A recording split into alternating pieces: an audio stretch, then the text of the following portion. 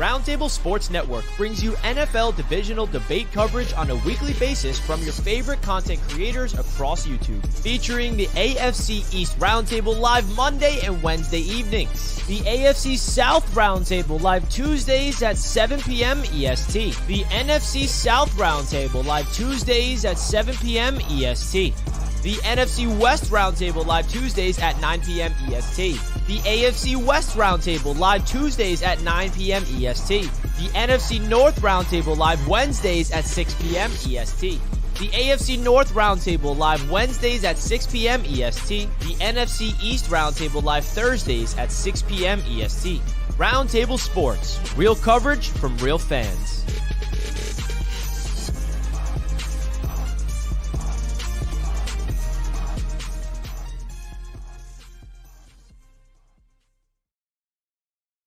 Let's go, ladies and gentlemen. The NFC North Roundtable is back, and it is shaping up to be one of the most competitive divisions in the entire NFL. And word on the street, the NFC North might have the best team in the NFL. Who could that be? I don't know. We shall see. Let's get into it, ladies and gentlemen. Let us know who you're representing in the chat. The NFC North is back, and we are so ready. I'm excited about this one because a lot went on this weekend, and we're going to dive into it all. We got the usual suspects backstage, but before we bring them on, we want you to know that this stream is being powered by BetUS. Receive a 150% sign-up bonus on your first deposit using code YouTube150, ladies and gentlemen.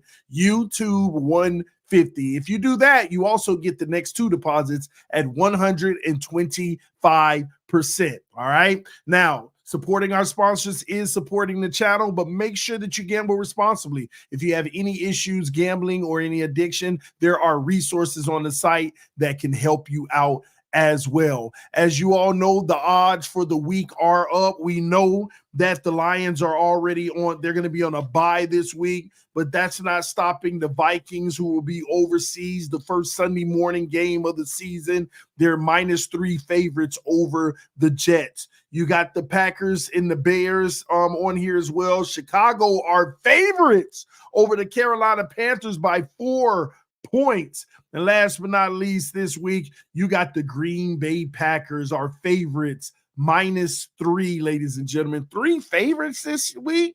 I'm telling you, this division is heating up. It is going crazy. I'm excited for all of you guys in your respective teams. Let's dive right in. Let's start out with the basement. We got to start out with the basement, and something's up, man, because we're used to one team being in the basement, but that team say we ain't in the basement no more, and then another team was in the basement. Then they say, no, you get the basement back. Oh, my gosh. Baz, what's up, man? What's it? Hey, last place? I'm going to be fighting for myself in this show, I could tell. But if we're in the basement, the Bears are on the landing pad right below right on the steps. So, you know, it's early on, and I hate to be the person that says that, but an L's an L. But at least I'm not coming on here like if the Packers didn't actually start to come back in that game, 2-point loss. If it actually was like 35-7, I might have had to call out sick. I honestly might have had to. But, hey, we got Rams this week. We can turn it around, so I'm hyped. Oh, man, it's just some crazy stuff going on in this league, but we know Green Bay's going to turn it around, right? Yeah, I think 100%. And I think last year we were in a worse spot later in the season. Late October, people were clamoring for Sean Clifford, and these receivers and quarterback, they're not on the same page. Our defense is terrible. We were in a worse spot, and look how we turned it around in that season. And the same rumblings are happening right now, or similar ones. These receivers are dropping passes. They're not on the same page. So I think we're going to turn it around. Hey, Jordan Love just got back from injury. He looked rusty out there. He did. Can't deny that. So we'll see if he can get it back on page this week. Well, all right, there you have it, ladies and gentlemen. But hey, we know who isn't in the basement, and they are the third best team in the division right now. We got to give a special shout out to Nick and the Chicago Bears. Hey, wait, TD, did you hear somebody talking? I can't hear below me right now. I'm just kidding with Baz. It was a tough loss going against a good Vikings team. But no, I'm happy with the Bears win. We were 0-4 last year in the first 4. We're 2-2 in the first 4. So 7 wins in a row at home, longest active streak in the NFL. Caleb Williams, 73% completion passes. Defense hasn't allowed more than 21 in 10 games. Bears are clicking right now, and it's only going to get hotter. We got the Panthers this weekend. I'm pumped about it. But I gotta ask Baz real quick. How do you feel that Love is 0-2 and Malik is 2-0? Oh, well, man. You can go look at my Twitter description. It states that win-loss is not a quarterback stat, so that's all I have to really say about that. Wait, I said that about Fields last year, but I got a lot of grief for it. Not from me. Not from me, you did.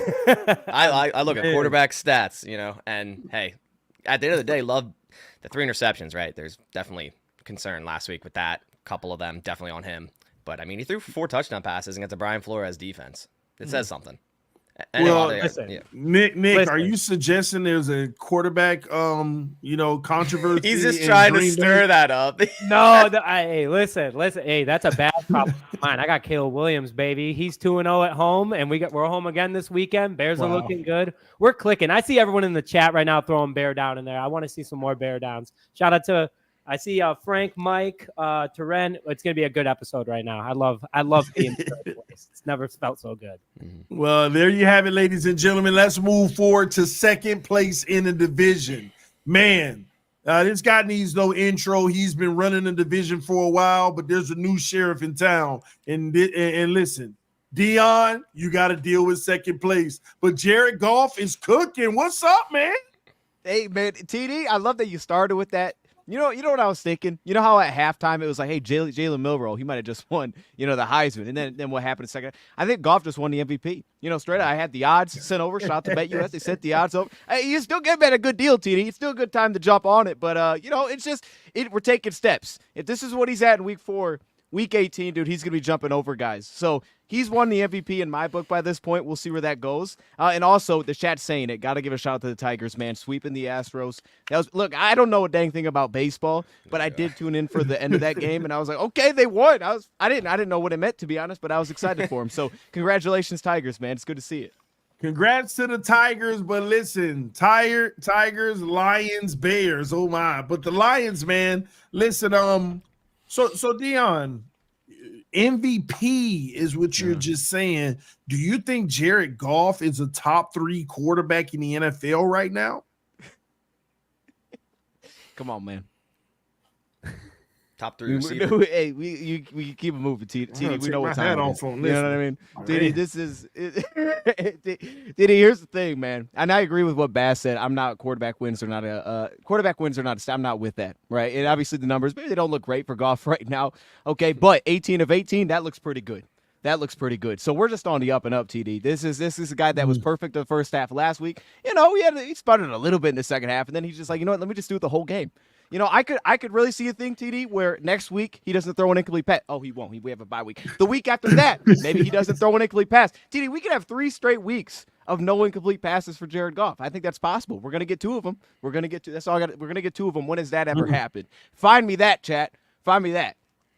Wow. Wins and losses are not a quarterback stat, ladies and gentlemen. But here's what I will say: actual MVP candidate might disagree.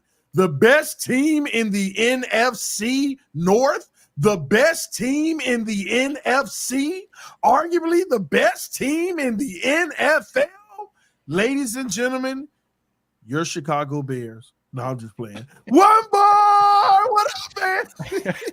Everybody's face I was watching as you're saying that they just look disgusted, and I love it. I love everything about it, baby. We're 4-0, and you're damn right we're one of the best teams in the NFL. It's funny, Dion. You're talking about MVP. I mean, that dude his own team didn't even give him a game ball after the game. He was 18 for 18, catches the ball, doesn't even get a game ball. So the Lions got to get convinced before all the voters.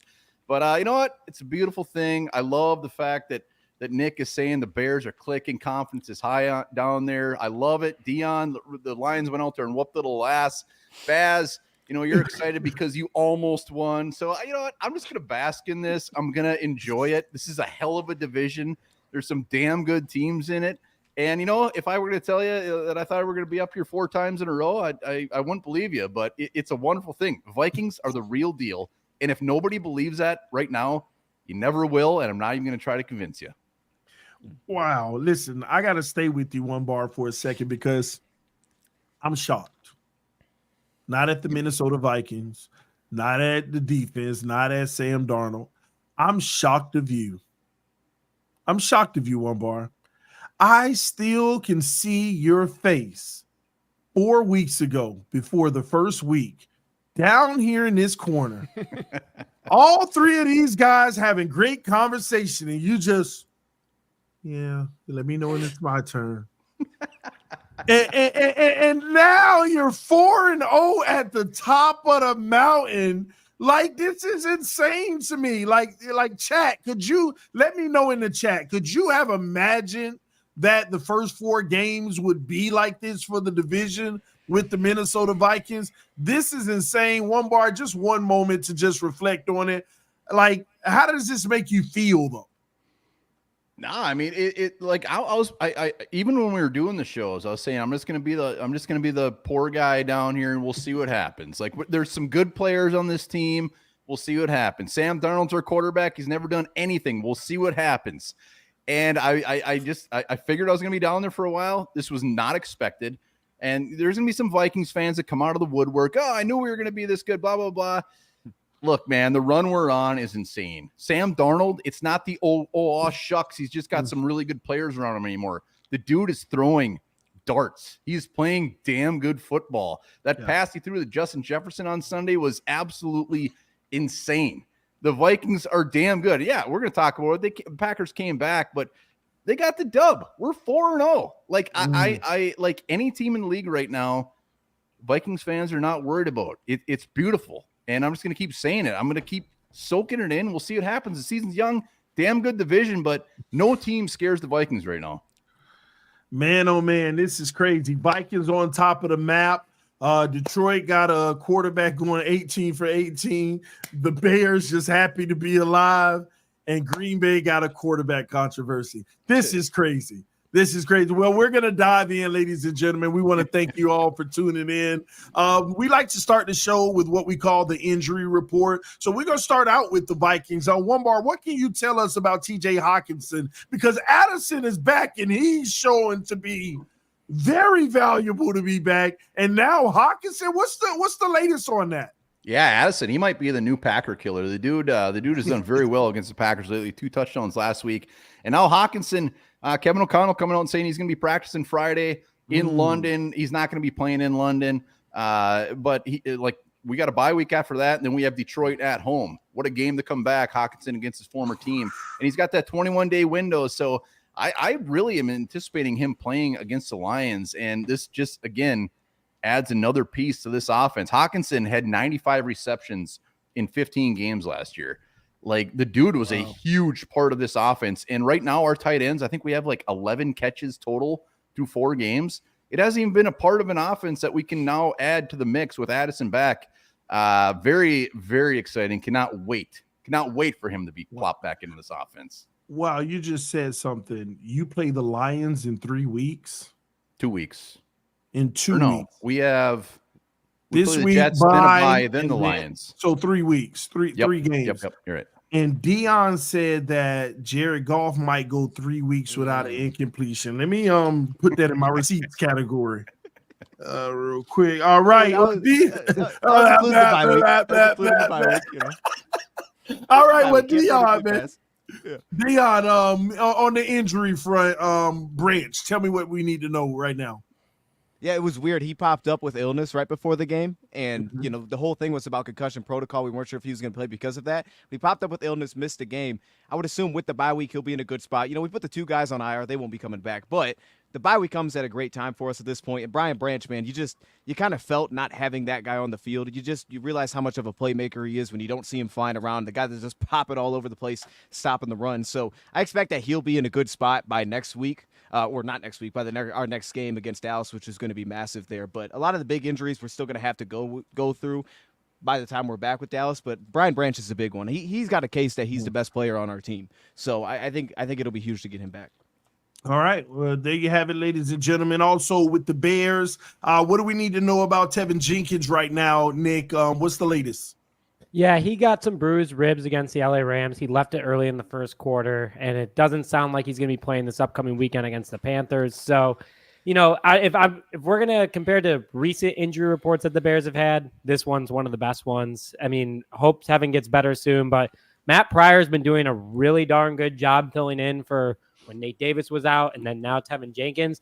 And Nate Davis came back and had an 80.4 pass blocking grade in over 54 snaps last week. So I'm not mad about it. Hope Tevin gets better soon, but that's the only major injury for the Bears right now, which is a good deal. All right. Well, before I go to you, Bass, on the injury front, there was a question for you in the chat. If you... Delton Dawn, baby. Yeah, because I think it's right because we have a division loss. Is that what puts us fourth? Because the same record as the Bears. Like, actually, like that's what does it. Okay, I figured. Nick say they're making the playoffs. All right, so Bass, y'all got a few here. Christian Watkins, Devontae Wyatt. What's the latest on that? What do we need to know? So both got hurt in the Vikings game. Watson early. It was like a pass over the middle. It looked terrible. Like one bar, you could probably attest to that. You're probably just like, oh, God. Like he got caught underneath, bent backwards, walked off on his own. You're thinking ACL, it's bad. Then after the game, it's a high ankle sprain. And then this morning, Matt LaFleur saying he's not going to go on IR, and we got really good news, and it could be like a 1 to 2 week thing. So I don't think he plays this week. Like, I don't think there's any way Christian Watson plays this week. Same with Devontae Wyatt. I think this one's not as straightforward. He also injured his ankle in this game. I think it was like third or fourth quarter. And they're waiting a couple more days to see if he needs to be placed on IR. So I'm guessing they're getting more tests to see severity of if it is a high ankle sprain and what severity it is. But the Packers are really good at not releasing their injury report on time. So that news is from practice earlier, but their actual injury report isn't out yet, and it's usually out at 4 p.m. Eastern. So we're 2 hours and 22 minutes late. The Packers are very good at not releasing their injury report on time, so at least we have a little bit of updates about Watson and Wyatt today before the actual report comes out. But Jordan Morgan returned to practice, Carrington Valentine returned, Jair is still out, and Jordan Love's still practicing, and no injury flare-up from his knee. It was sore after the game, and it should have been. He was on the ground a lot. All right, well, there you have it, ladies and gentlemen. That is your NFC North Roundtable injury report. Let's move on to the next segment, which is the NFC North quarterback watch. We're going to go right back with you, Baz. Jordan Love, he's back. Malik Willis back on the shelf. How do you all feel about Jordan Love and his game back without getting into too many details of the game? Yeah, I'll keep it short. Started horrible, and it got better as the game went on. I mean, you saw it with his left leg with the brace on there. He wasn't comfortable with it. You could tell. Like after every throw, he was hopping backwards, or making sure he wasn't getting hit. After half, it seemed like it started to click. He was starting to be more on target with his wide receivers. And, the 3 interceptions suck, and he deserves that. He wore Brett Favre jersey to the game, whatever. The 4 touchdowns, though, against a Brian Flores defense, like, I'll take that, and I'm just trying to take my small victories in the silver lining, right? L is an L, but, he really started to light it up there in the second half, and I think he started to get into a groove, and I think he can continue that this week against the Rams.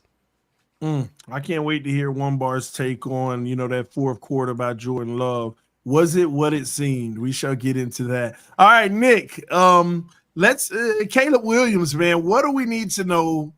I mean, how are y'all feeling about his development so far? Yeah, I mean, the week before he threw for 51 times, 363 yards, 2 touchdowns, 2 interceptions. Like, you're like, wow, that looks really great. He did throw the ball a lot. So, but he made progression. And then this past week, he goes 17 for 23, completing 73.5% of his passes, 1 touchdown pass, a key one to DJ Moore to finally get that connection going. But he looked calm, cool, and collected in the pocket. I mean, he got sacked 3 times, but at the end of the day, the Bears' offensive line did give him a lot of time. And when he did get some time, he was able to make some pretty efficient throws. Not only that, too, he was able to work with DeAndre Swift. He changed a couple plays at the line when he saw defenses that he didn't like. Something we haven't seen out of any Bears quarterback in a super long time. So Caleb Williams made a lot of progression this past week. It was a defense that he could learn. He could potentially make mistakes against. Like, LA doesn't have the world's greatest defense, though their pass rush looked pretty good with Jared Verse against the Chicago Bears. But I give Caleb Williams a solid B+ if he was to get a grade. I like that he came out. He was slinging it. He had some really nice throws. The only thing that's killing him is his overthrows. And I think it's just rookie jitters. I mean, he had DJ Moore and Keenan Allen on 2 separate plays that he could easily have had over 230 yards passing if he just didn't overthrow it and maybe even another touchdown. But Williams looks better week in, week out. So I'm excited for this upcoming Sunday against a bad Carolina Panthers defense to hopefully get some more confidence in him.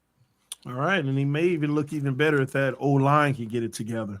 All right, let's go on to Dion here. Jared Goff, man, I gotta first off say that was impressive. 18 for 18. I mean, wasn't that historical? Has that ever happened before in the NFL? Anybody to throw like qualified at least like 15 passes? Has that ever happened? This is insane. That's just like unreal. What's your thoughts?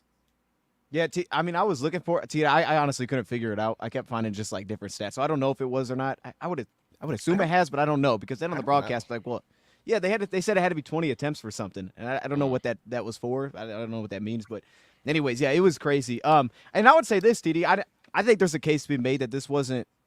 Obviously, statistically, there's no case, but that this wasn't maybe even a better game than Arizona. I thought in Arizona there was some more things that I actually liked from Goff than what he did in this. I mean, there was a couple sacks that he took that I didn't love. I didn't love the first sack that he took because he missed Laporta. But I will say, I feel like it's just been a progression of seeing the field a little bit better. I think that's been the biggest thing.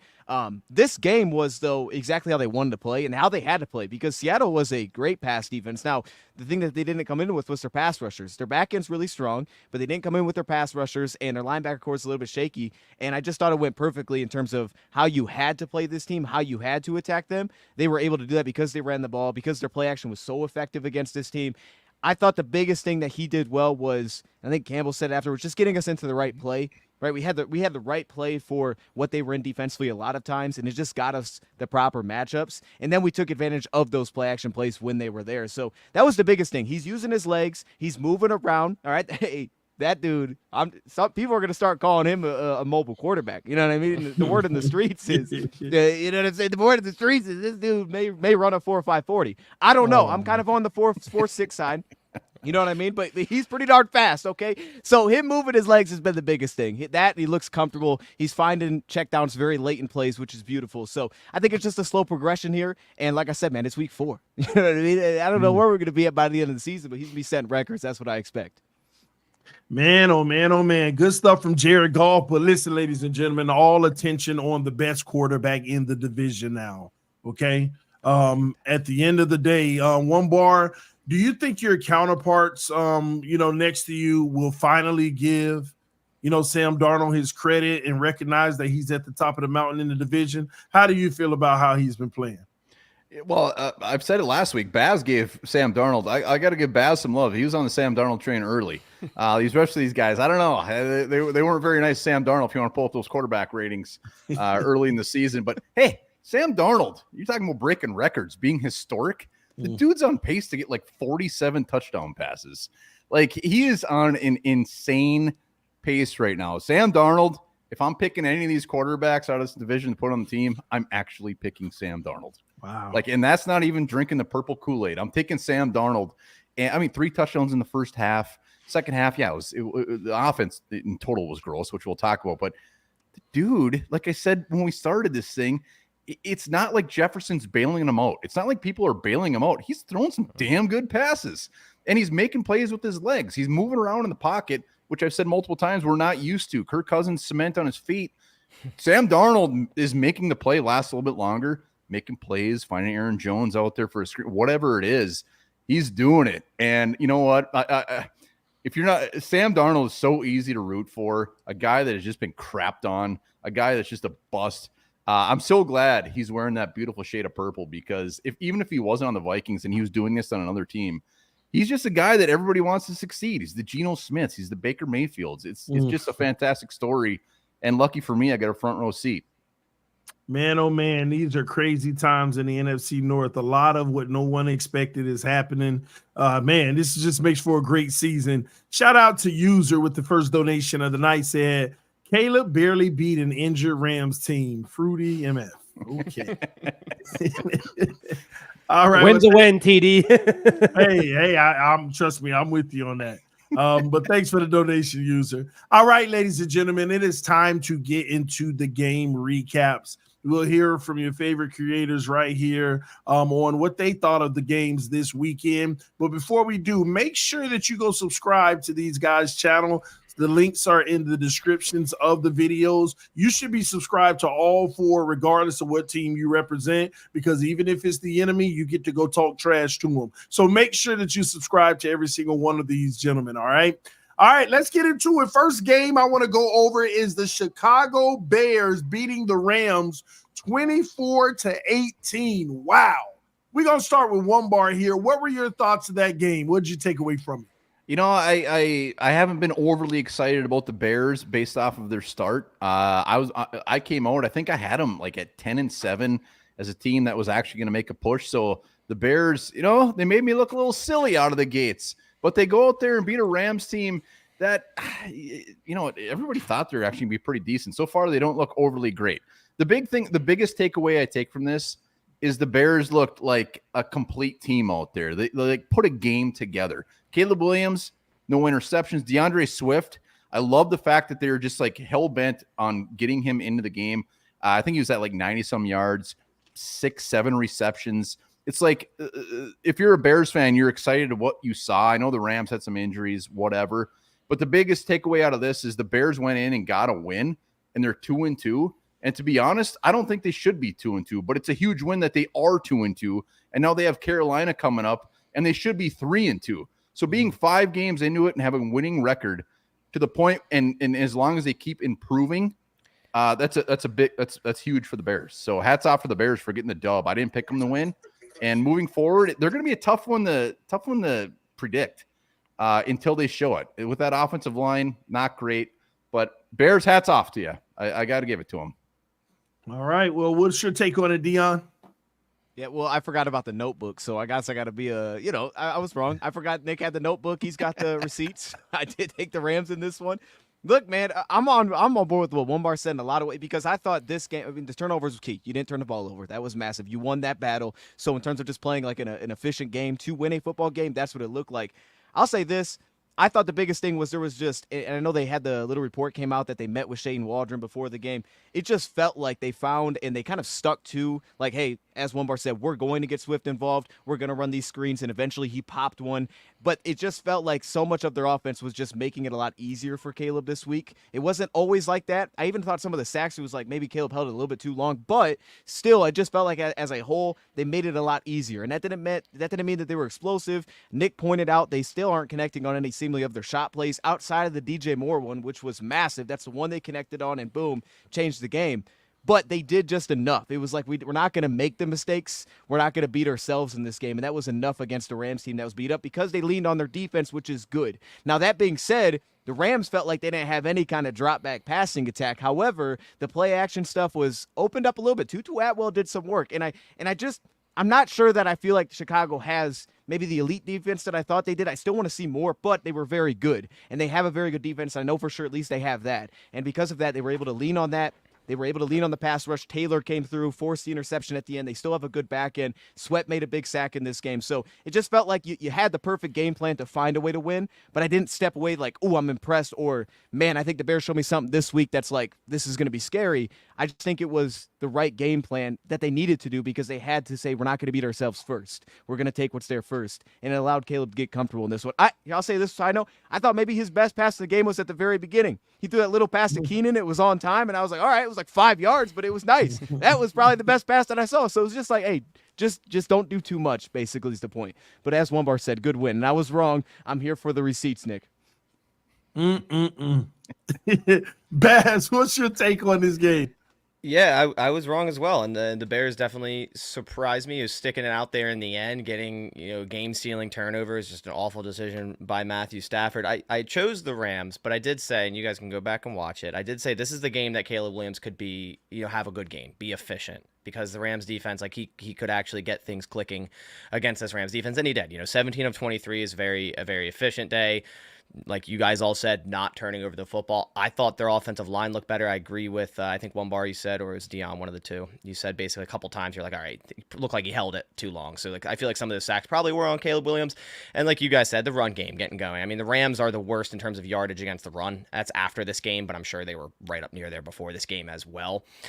It was big for you guys to get that going. I mean, I remember last week it was, is Roschon Johnson going to be the number one back? Are they already putting DeAndre Swift in the back burner. So I'm glad you guys stuck by him and at least got some things going with him. He's your leading rusher and your leading receiver. But, I'm going to tread lightly here with talking crap on the Rams because we play in this week. And if I end up talking crap a lot right now and we lose to them, it's going to be even harder next week. So, the Rams haven't been impressive at all. No Kupp, no Nakua.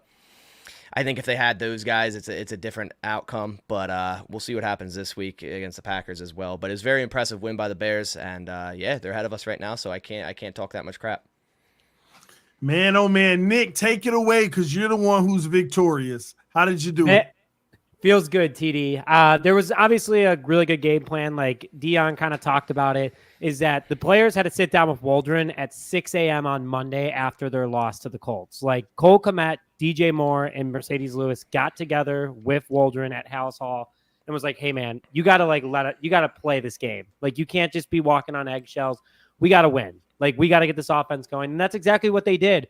First play of the game, they start getting things going with DeAndre Swift. And then who was it? Dion, I think, said it. Nice little pass to Keenan Allen to start the game, get going. Like overall, everything just was clicking really well. And though it was short passes, I mean, we didn't get more than, we only had 3 or 4 passes, more than 15 yards. That's fine. Get Caleb's confidence going, and that's what's going to win you ball games. The offensive line did look a lot better. They scored their highest PFF grade. They only gave up 3 sacks. They only gave up 9 hurries compared to 17 the week before against the Colts. So they obviously showed improvement there too. But my big thing was getting DeAndre Swift finally going. Like he was averaging 1.8 yards per carry entering that game. He comes out, he averages 5.8 yards per carry, 93 yards, a rushing touchdown. And then like Baz was saying, he was our best wide receiver, 10.3 yards per catch, 72 yards. Like they got him involved. He is a dynamic player. And that's a big part of this offense. And Shane Waldron, hats off to him, being like, okay, I got to get this thing going. So that's exactly what he did. He also used Rashawn Johnson really well. We needed a power back in various situations. And every single time on third down, when he had Rashawn Johnson less than 3 yards from first down, Rashawn Johnson got it. So the Bears they took their mistakes from the Colts game and the Texans and the Titans game, finally applied it to the offense, and they looked really good against the Rams. And the Rams are just coming off a win over the 49ers too. So they were walking in with their chest out a little bit. Everyone was feeling pretty good on that side of the ball. And Chicago just was consistent. The defense was solid. Brisker kind of had 2 interceptions on the day, but he stepped out of bounds for his first one, so it just counted as an incomplete pass. But he did have the game-sealing interception. Montez Sweat got things going. Javon Dexter Sr. had his 3rd sack in 4 games. The defense is just rolling right now. So this Bears team is doing everything that they can in order to win games while Caleb Williams is progressing. And that's exactly what happened this past Sunday against the Rams. Sean McVay's no joke of a coach. Matthew Stafford is a pretty darn good quarterback. And I'm pretty stoked that the Bears were able to beat the Rams. Bears have the longest winning streak at home right now at 7. They can extend it to 8. Overall, TD, really good game. Happy about what happened. And I'm taking a Bears win any day of the week and twice on Sunday. 2-2. You're right in the mix with the opponent next week that you feel good about. Yep, I sure do. Carolina, bad team. All right, ladies and gentlemen, we'll be doing the preview video in about 2 days. Make sure you come check that out. We're excited to drop that one as well. Let's move on to the next game of the week. The Detroit Lions on Monday Night Football. Just an absolute great game. They defeated the Seattle Seahawks 42-29, putting up some points. Let's start with Bass on this one. What's your take in this game? First off, I got to say that the black jerseys, love them. I hate to say it, but they look fresh out there. I turned this game on Monday and I was like, oh man, that looks good with the black helmet. I love that the NFL switched to allowing you to have alternate helmets. So that was cool. But Jared Goff, man, we already talked about it a little bit. I know Deion's all in the MVP race and whatnot, and that's great. 18-18. I mean, you can't deny it. 2 touchdowns, right? You had St. Brown throwing the pass to him for the Philly special there. I like when teams change it up like that. Just do something crazy like that. Throw to your quarterback, throw to your lineman. I don't care. Do something like that. It's fun. And I'll say this: both running back, or should I say all 3 running backs were a joy to watch in this game. You Jahmyr Gibbs bursting off big runs. You had the one play with David Montgomery. I'm sure you guys all that's probably your top play of the game. Just absolutely trucking over the one defender and then somehow staying on his feet. Continue it for what? I don't even know how long it was, honestly, but it was a long. Was it a catch and run, Dion? Yeah, it was 40 Yeah, it was yards. a catch, 40 yards. Gotcha. And then on the other side, Kenneth Walker kind of starts slow, but then really heated up in the second half. 3 total touchdowns, 80 yards. That one play where he looked like he was down. I think it was Alex Anzalone trying to tackle him and somehow like contorts his body. I mean, it was crazy. There's some wild stuff going on in this game, and it was fun to watch. But at the end of the day, the Lions just got it done by playing to their identity, running the football well, playing efficiently. They only had to throw the ball 18 times, whereas a couple weeks ago you saw Goff throw it 50-plus times, where this week you see Geno Smith do that. So, we were all kind of saying in the past couple of weeks, the Lions aren't there yet. Like, we see it, but they haven't really put it all together. I think they definitely did in this game, obviously. I mean, so efficient. You had the shot play to J-Mo, great deep touchdown there. Everyone contributed. You had, I think it's 6 receivers. Yeah, I see Montgomery, St. Brown, Patrick, Laporta, Williams, all above 40 yards receiving. So, everyone involved. It was an all-together great game by the Lions. And, I wasn't too high on the Seahawks. I think I predicted a Lions win, and they went out there and won handily. Wow. Handily. Yeah. Nick, what do you have on this one? I was pumped watching this game because I wanted to see the Lions win this one, obviously. I said that they were going to win that game. I miss David Montgomery so much. I'm so envious that Dion has him. He was so good in Chicago. Now that he's got a good offensive line in Detroit, you saw exactly what he did. The dude just has grit. He is not afraid to go down. He runs so strong, angry runs every single time. And he just helped that offense move. But Jared Goff was just fun to watch. I mean, 18 for 18, super impressive. Their defense too was just locked in against the Seahawks.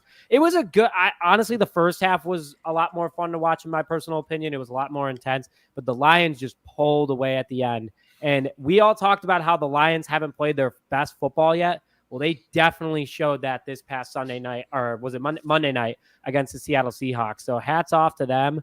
And that's the Detroit Lions team that I know, that we all know that they can be. And I'm a little bit scared to play them now.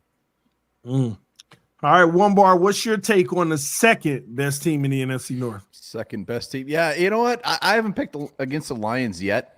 Like, I mean, Nick's saying he wanted to like, I don't want the Lions to win. I wanted them to come out and I wanted them to look horrible. I wanted them to get their asses kicked. And they came out and did the opposite. It was a very fun game to watch. From a football fan, it was like, sweet, great game, entertaining, throwing it to the quarterback, all that stuff. Goff 18 for 18. Screw that. I wanted them to crap the bed. But they did what the Lions, that's the team they're built for. They are a very good team. I haven't picked against them. I'm not going to pick against them. There's no reason to pick against them. They're a very good team. When it comes to the Vikings, the Lions are the best teams in the division right now. And we have the Lions in a couple weeks, and it's going to be a hell of a game. But the Lions put it all together, baby. There's nothing really else to say except for they absolutely killed it. It's going to be very interesting in the coming weeks what the Lions do. They got the Cowboys, Vikings. I mean, they got the Titans, which is pretty much a gimme. But then after that, they got the Texans. I might have butchered that a little bit. Packers in there somewhere, but they got a rough road ahead. We're gonna see if this Lions team is ready to go. But they played against Lion or the Seahawks. They haven't played the best teams yet, but they were 3-0 and they stomped them. They absolutely stomped them. Dave Montgomery and Gibbs. When it comes to the Vikings, I keep thinking about the Vikings playing them. That duo, any team is going to be extremely tough to stop those guys. So it's a little bit scary. So Lions, real deal, and they proved it. Man, One Bar, you hurt my heart. You said the Titans were a give me, and my heart just sank. All right. All right. I meant it. Hey, Dion, that wasn't for you to laugh. I picked him too. Look, DD, I had to hold the L too. I'm sitting there. What am I doing? Oh, man. All right, man. Dion, talk to us, man. How did you guys get it done? This was really a good battle, game, enjoyable game, a game to watch. Talk to us.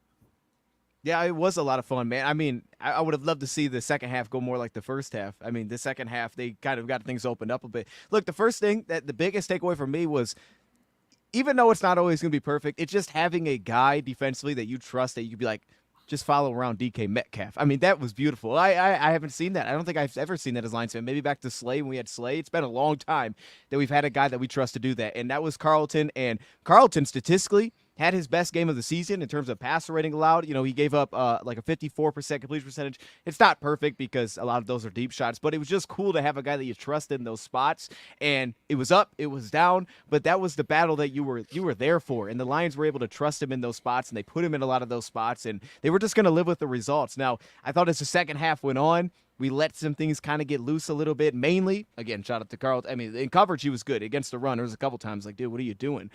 That being said, we had just a couple of those, and that was the concern coming in was Seattle throws the ball a lot. And Geno Smith has played his butt off this season. It was you couldn't let them live in a world where it was comfortable, where everything was 4 or 5 yards, because he will dink and dunk you all day long.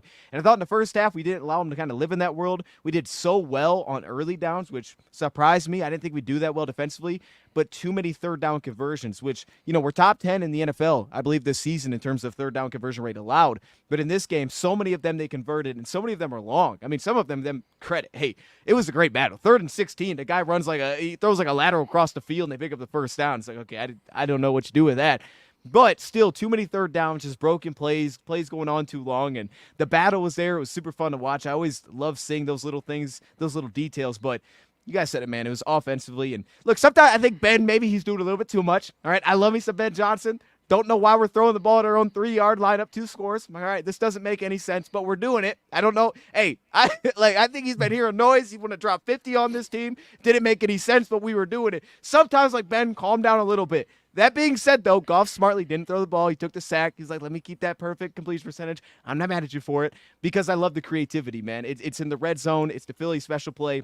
I call it the Lions special. We've done it twice. It's that play, but it's also, you know, the little ones to St. Brown. We opened up the run game, man. It was the way you had to play against this team for it to go this way. Because you would have came into this game saying, pass rating allowed second best in football. This is a great pass defense. And yet you walk out with a perfect completion percentage when they allowed 60 on the season. You had to play the game this way, and they played it that way, and they executed perfectly on offense. And it was finally here. I mean, it was finally here. It's been about the defense to this point. It was like, when are we going to be like, hey, the offense actually just went and won the game? And then the defense made the stops they had to, but the offense got back to what we expect. And it was about time. Man, oh man, 3-1. Lions playing some of the best football in the league as well. Ladies and gentlemen, we are about to get into the divisional matchup of the week, the big game of the week that everybody was waiting on because it was going to tell us so much about both teams.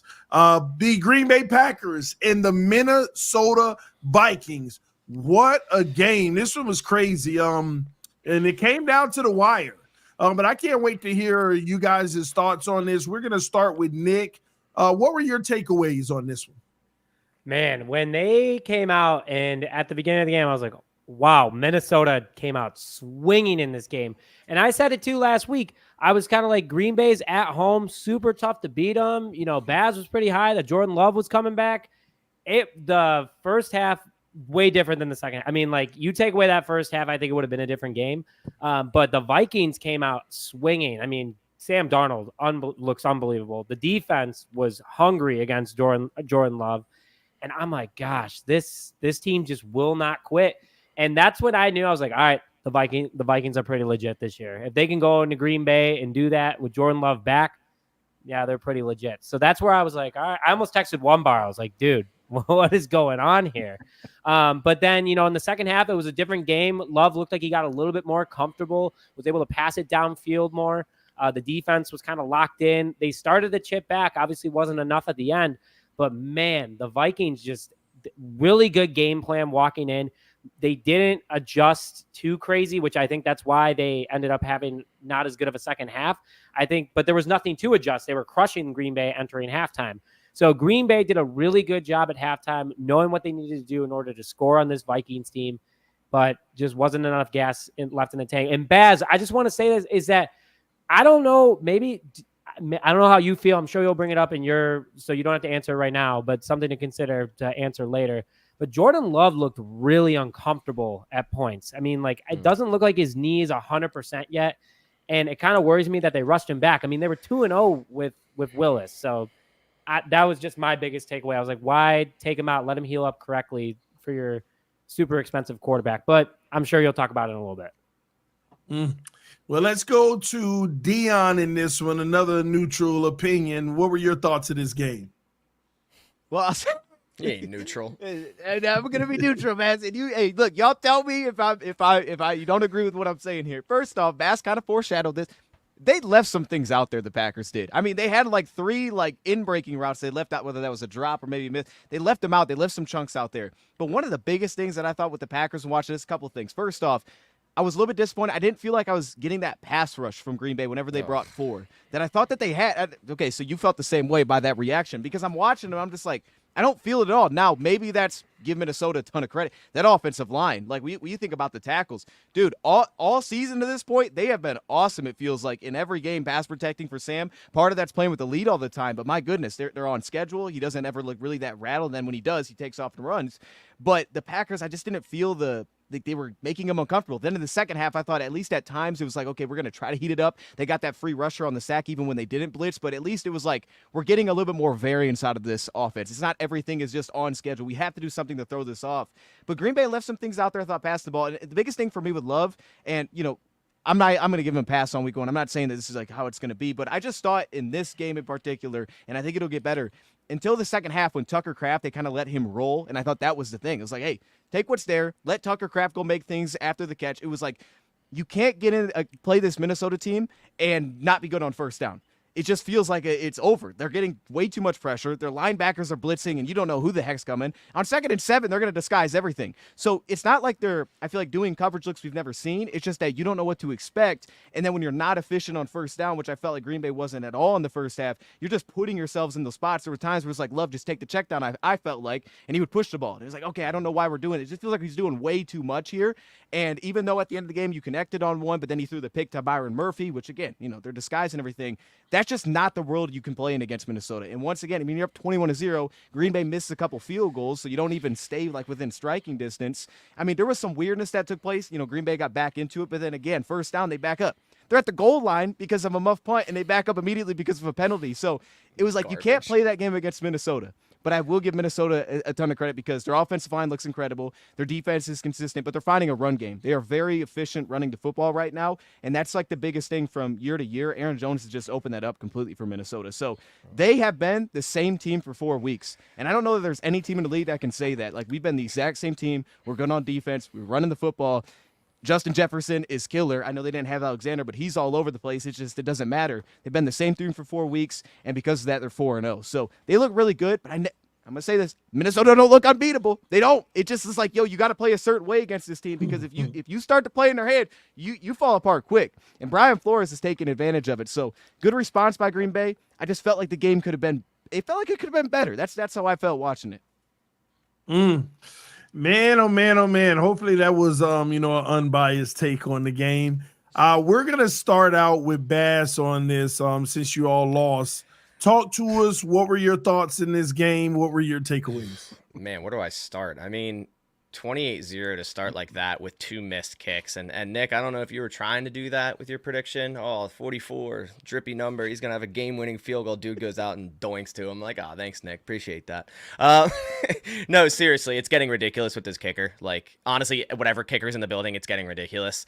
You can't have that. And I'm not going to sit here and be like, if we had the 2 field goals, we would have won. It would have changed the game for sure. Like, Minnesota would have kicked the field goal late, 4th and 1, all that. It would have changed the game. At the end of the day, it would have changed the game. And maybe they would have had a better chance at winning. And I want to give massive props to the Vikings. But at the same time, we couldn't get out of our own way. Like, on the second interception, you had a high-low concept of Musgrave and Dobbs doesn't take it deep enough. Musgrave takes it maybe a yard too deep. It goes through Musgrave's hands, goes through Dobbs' hands, and it's an interception. It's like we couldn't get out our own way, and that's after 2 missed kicks. It was a tale of 2 halves in this game. 28-0 in the first half. We outscored them 29-3 in the second half. But at the end of the day, it comes down to the score at the end of the game, and the Vikings got the win there. There was just so many mistakes by this Packers football team overall. And I'll say this, I think Jair being out hurt them a ton, because I was doing my film review, and Ballantyne was the corner kind of filling in. Like, Stokes stayed on his side. We still had Nixon in the slot. And Corey Ballantyne, I honestly, I'm not joking. I think that guy is shaving points because the first thing in cover 3, Addison on a double move. Why are you biting on a curl? You're in cover 3. You don't need to do that. We had a robber safety right in your spot. Why? And then the worst one, the absolute worst one, and I implore anyone to go check out my Twitter and look at this all 22 view, the end around to Addison. Ballantyne's standing there on the edge and watches Addison get the handoff, run 3 yards, and still stand still, and then goes, oh, well, what's happening? And then he moves the wrong way and just completely opens up that lane. Like, honestly, it was probably the worst defensive play I've seen in a very long time. So there's a lot going on out there. I wish Jair was able to play. I love that matchup, him and Jefferson, and I fully believe that Hafley would have let him shadow Justin Jefferson, which, at the same sense, Jefferson 6 for 85. I think if you hold him under 100 yards with 2 of your starting cornerbacks out, I think that's decent. Aaron Jones, was the Aaron Jones we knew. Use him in the screen game, running hard every play, gaining a couple yards after contact. I am so glad he didn't score a touchdown. I thought at the end there on 4th and 1, I thought you were just going to keep running it, like, no matter what, like, hand this thing off to Aaron Jones. Like, I fully felt that was going to happen. But going back to Jordan Love, because, Nick, you asked pretty much, do you believe they rushed him back? I don't think so. And yeah, sure, Malik Willis was 2-0. But at the same time, Love was still, in his current state, the best chance to win this football game. I think if Brian Flores had a field day in the first half against Love, it would have been even worse against Malik, because Love does know how to read some coverages. I don't think Malik's there yet, right? He just had a great game plan, and maybe Matt LaFleur would have game planned differently. But man, this is just a tough game. And, overall, I saw a couple comments, and I'll wrap this up and I'll talk about this. I saw a couple comments already saying, the Packers only came back because it was garbage time, and Brian Flores was playing prevent defense. That is an absolute lie. Like, sure, did he take his foot off the gas and didn't run as many exquisite coverages in the second half? Sure. It was a 6-point game with 10 minutes left. That's not garbage time. Brian Flores is running cover 0 in the 4th quarter. How is that prevent defense? So I can't stand those comments of that, the Green Bay Packers only came back and Jordan Love only threw 4 touchdown passes because they were running prevent defense. I don't think Brian Flores has prevent defense in his dictionary. I don't think that guy knows what prevent defense is. And one bar, you'll probably agree with me. Like, that dude was still running exquisite coverages. There was a cover 0, a deep shot to Tay Wicks. That was an interception by Byron Murphy. Garbage ball, should have put it high and outside the numbers. Also had Tucker Kraft wide open for the check down. It's cover 0. Harrison Smith around the edge. You take your one-on-one matchup, Wicks versus Murphy, and Murphy won. Then later in the game, Murphy won again on Tucker Kraft, punching that ball out. So you guys created the turnovers when you needed to, and it seemed like Minnesota had every answer for the Green Bay Packers. Like, every time we wanted to run something on offense, perfect defensive call. Every time we're trying to run something on defense, perfect offensive call. Late in the game, we got to get off the field. We run man coverage. You guys run a perfectly executed mesh concept. It goes for 28 yards, Justin Jefferson. So overall, I think the Vikings just outcoached the Green Bay Packers, and it was very apparent. And you go up 28-0, you should win the football game. I think it was a better of a game, obviously much closer in the second half, but I'm going to quit my rant because I'm going to keep going. So I'll let Lamar take it away. Hey, let him cook. Let him cook. He was going, Baz. Keep going, baby. Keep going, baby. One bar. Let's hit your take. And do you agree with Baz about the prevent and all of that stuff? Here's what I'll say is I wish I didn't like Baz, because this would be Baz is a great dude. He knows his football. He knows how to break it down. It'd be a lot more fun to just try to come on and tear him a new one. But I like Baz. He's a great dude. He knows his shit. With the Packers, from a Viking standpoint, that first half was insane. I mean, we absolutely we spanked their bare butt cheeks left and right for 2 quarters. Like, as a Vikings fan, you can't ask for anything more. Teams don't go up 28 rip to other NFL teams. It was absolutely insane. And I'm just standing back. I'm like, are we going to beat these guys 60-0? I mean, they're playing horrible. The Vikings were so on point. They were doing everything right, offensively, defensively, everything. We're watching other teams miss field goals. Usually that's the Vikings missing field goals. Like, this isn't the norm. It was beautiful. So it was great. I mean, going into the second half, because that's the big talker. I mean, the Vikings, there's no doubt about it, they owned the Packers in the first half. When Jalen Naylor muffed that punt, one of the dumbest plays I've ever seen in my life watching football. He's trying to make a diving catch after he called the fair catch inside, like it was damn near the 10-yard line. When that happened, all Vikings fans all of a sudden started to think, like, you know what? We've seen this story before. We've seen this happen. Nobody does that. So when that happened, they scored. Like, even though it was 28-7, whatever it was like, all right, it might start to get real here. They're going to get the ball at halftime, whatever. So, we knew something was going to turn here. I mean, hats off for the Vikings first half. I mean, Justin Jefferson, he can get 3 yards. He can get 175 yards. Doesn't matter at the end of the day as long as we get the dub. That's what happened. He's causing ruckus back there. If Alexander was playing, I still think the outcome is the same. The Vikings have had decent success against him. Jordan Addison played a very good game. Aaron Jones, as much as Vikings fans wanted him to get in the end zone, I don't care if he got in the end zone or not. We got the win in Lambeau. It's such a huge game to go into Lambeau and beat them, especially when you're 3-0 and people are still questioning you.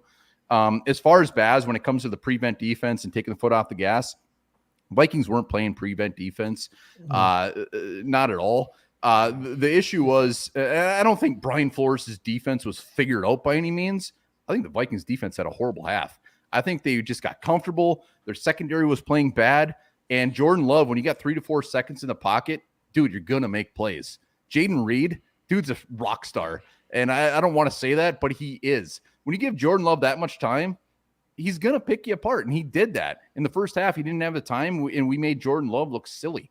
And it was wonderful. But second half, I'm not going to say that we were just – I think they got lazy. I think they got too comfortable, and the Packers took advantage of it. It wasn't an issue with like, hey, we're just going to let them keep going down. It got close. It was as a Vikings fan, I'm like, yeah, this is really going to happen. Really? Luckily, it didn't. The 4th and 1 at the end, I'm all on Kevin O'Connell's side. You go for that, baby, on 4th and 1. Giving it to Jalen Naylor and end around, that might be a little questionable, but whatever it was, Vikings get the dub. And as a Vikings fan, I don't want to twist the knife at all, Baz, but it was fun watching us not only spank them, but then in the second half, they get their hopes up, and then they just get their dreams dashed at the end again. So as a Vikings fan, it was great in Lambeau. The only thing else I could ask for is Aaron Jones to get a touchdown. So we're just going to have to re-sign him to another 1-year contract next year so he can get that thing. I'll say this real quick. I'll add, we usually split you guys. So, week 17? Boy. Week 17? I'll in Minnesota. Week 17, we're going to be benching our starters by then. So it's We'll see. Oh, I know that there's a lot of controversy because people want to know how good the Vikings are, or if Jordan Love was wrapped up by this defense and all of that stuff. And I usually don't add context in the shows, but I'm going to give a 30-second thought on this game, if y'all don't mind. Because I know. No, I do mind. I do mind. All right, my bad, y'all. Let me get up out of it. No, so people in the chat that's going back and forth saying no, they let up, and people said no, they didn't. This is exactly what actually went down in that game. Vikings, like both gentlemen said, dominated the first half on offense and the defensive side of the ball. When the third quarter came around, I actually streamed the game, the whole game, by the way, and followed the whole game. And when the third quarter came around, I actually predicted exactly what was going to happen. I said Green Bay would come back in this game because KOC, anytime he has a big lead, he gets conservative. And he starts to run the ball a lot more instead of understanding the type of team he has by putting his foot on the gas. What did he do midway through the third quarter all the way to the 9-minute mark in the fourth quarter? He was running the ball, and they started to punt the ball. They weren't punting much at first, but they started to punt the ball. And I was shocked at the 9-minute mark when they came back out and they started to be aggressive again. 3 passes in a row, and they were still up 28-7 at the time. Right before it, they came out and then they started to secure the game and make sure that they held it down. Now, on the defensive side of the ball in the game, I knew what was going to happen there as well at first, but I was shocked as well because Brian Flores is the same way. When he gets a big lead, he usually does go into prevent.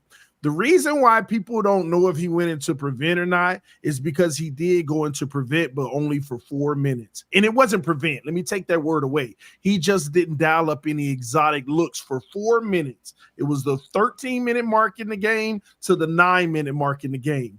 It was 2 drives, and the Green Bay Packers scored twice on those drives. And right on clockwork, just like KOC turned up the offense, Brian Flores turned the defense back on, and Green Bay still scored again with that turn up, but they were able to secure the game. So 9 minutes left in the fourth quarter, Brian Flores went right back to his stunts and everything, but Green Bay still found success on 1 drive when he turned that back up. So The Packers obviously were starting to heat up a little. They did lax up just a little, but it was not your typical taking your foot off the gas. It was literally 2 possessions, and they said, okay, something has to change. And I will say this one bar, I was shocked that they turned the aggression back on, because KOC doesn't have a history of it, nor does Brian Flores, which means hopefully they learn from that and understand you got to keep that going for all 60 minutes or 48 minutes of the game. Which one, the NBA or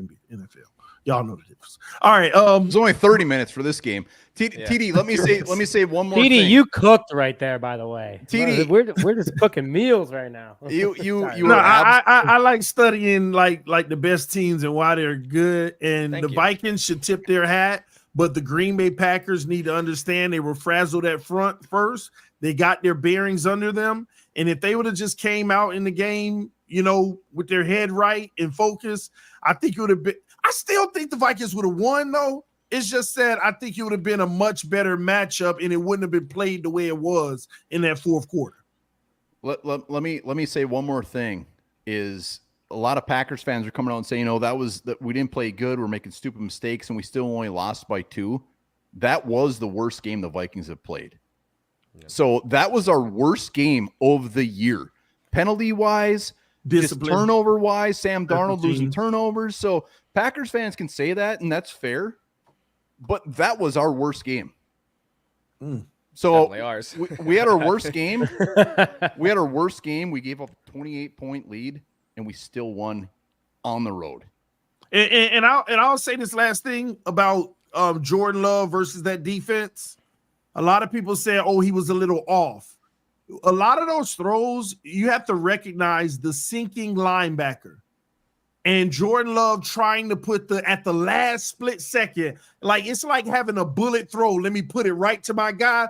Oh, but crap, the linebacker's backing up. So let me put some touch while he's already in the throwing motion. And that's why some of those passes were sailing a little over the receiver's heads, because he had to try to make an adjustment at the last minute. And that's kind of like impossible for a quarterback. But just for it to even be close to almost being caught in a lot of those cases was impressive. But it ended up being like a turnover for one and some bad throws for others. So this is just one. And the thing is, Jordan Love's going to learn from this game. So getting a look at that defense is going to be 10 times harder with LaFleur next time around. So, yeah, both teams should tip their head and be happy about it. But, man, Bass, they got you in the basement, bro. They got you in the basement. It's not going to be here for long. All right, Nick, that's a shot at you. He's trying to say. I didn't say that. Yeah. We'll see what he's saying next week. It's early. It's early, man. We're week 5. We got a lot of football left. You can't lose. You can't lose? All right, man. Man, Bass sounds like me last year, man. I'm going to be honest with you. I was looking forward to that Green Bay game because I knew it was going to be a challenge for both teams. But now I can't wait for the Vikings-Lions, man. Y'all got some good football going on in the baby. Man. All right, man. Well, ladies and gentlemen, thank you so much for tuning in. Before we get out of here, we know that everybody got their, panties in a bunch pretty much. We want to introduce you to our sponsor that supports this channel and helps us do what we can. Now, you'll probably notice that half of our representatives at Roundtable Sports always have their undies in a bunch when it comes to their favorite NFL team. And listen, I'm sure that they're getting sick of that feeling where they're feeling a wedgie rather than a warm hug. Maybe they want to say goodbye to uncomfortable chafing and hello to the softest underwear they will ever wear. Well, folks, let me introduce you to Shinesty.com, the underwear company that is here to revolutionize the underwear game. Let's be honest, life is too short for boring undies. These are so soft, y'all. You won't even realize you're wearing them. With the moisture-wicking technology and a perfect fit that never rides up, you'll quite literally feel like your balls are floating on a cloud all day long. And look at some of these absolute designs. And get this, folks, if you use our code at checkout.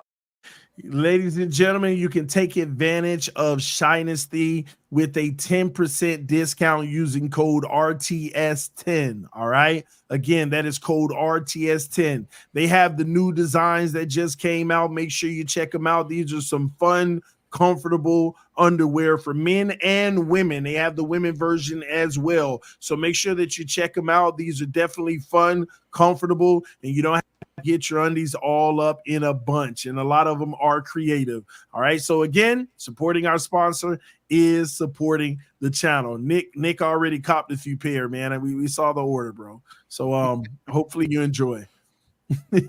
All right, ladies and gentlemen, again, we thank you so much for tuning in to the NFC North Roundtable. Is there any last words you have for us, Dion? I saw a post that the NFC North is 11-5. I assume that's accurate. The best division in football. So everybody's saying is accurate. There's truth to that.